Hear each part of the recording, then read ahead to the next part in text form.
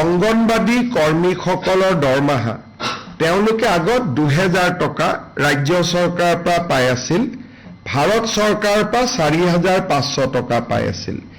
এতিয়া আমি যেটো ৰাজ্য চৰকাৰে 2000 দি আছিল, এতিয়া তাৰ লগত আমি 1500 যোগ কৰি দিম।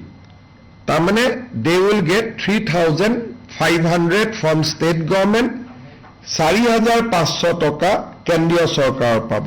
সৰ্বমুঠ তেওঁলোকৰ দৰমহা 8000 টকালৈকে বৃদ্ধি হ'ব।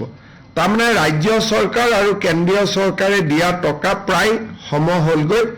তেওঁলোকে 4000 দিয়ে কেন্দ্ৰীয় চৰকাৰে, আমি 3500 দিম। কেন্দ্ৰীয় চৰকাৰে 4500 দিয়ে, আমি 3500 দিম।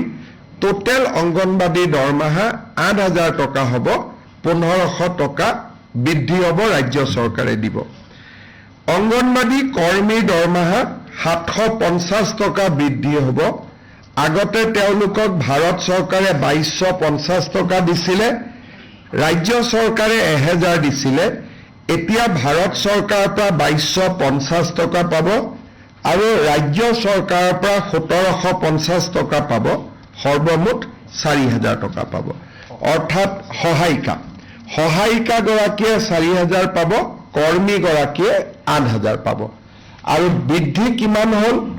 কৰ্মী গৰাকীৰ বাবে 1500 হ'ল, সহায়িকা গৰাকীৰ বাবে 750 টকা হ'ল। অংগনবাদী কৰ্মীসকলৰ দৰমহা তেওঁলোকে আগত 2000 টকা ৰাজ্য চৰকাৰৰ পৰা পাই আছিল, ভাৰত চৰকাৰৰ পৰা 4500 টকা পাই আছিল। এতিয়া আমি যেটো ৰাজ্য চৰকাৰে 2000 দি আছিল, এতিয়া তাৰ লগত আমি 1500 যোগ কৰি দিম। তাৰমানে they will get 3500 from state government, 4500 টকা কেন্দ্ৰীয় চৰকাৰৰ পাব। সৰ্বমুঠ তেওঁলোকৰ দৰমহা 8000 টকালৈকে বৃদ্ধি হ'ব। তাৰমানে ৰাজ্য চৰকাৰ আৰু কেন্দ্ৰীয় চৰকাৰে দিয়া টকা প্ৰায় সম হ'লগৈ। তেওঁলোকে 4000 দিয়ে কেন্দ্ৰীয় চৰকাৰে, আমি 3500 দিম। কেন্দ্ৰীয় চৰকাৰে 4500 দিয়ে, আমি 3500 দিম। টোটেল অংগনবাদী দৰমহা 8000 টকা হ'ব, 1500 টকা বৃদ্ধি হ'ব ৰাজ্য চৰকাৰে দিব। অংগনবাদী কৰ্মীৰ দৰমহা 750 টকা বৃদ্ধি হ'ব। আগতে তেওঁলোকক ভাৰত চৰকাৰে 2250 টকা দিছিলে, ৰাজ্য চৰকাৰে 1000 দিছিলে।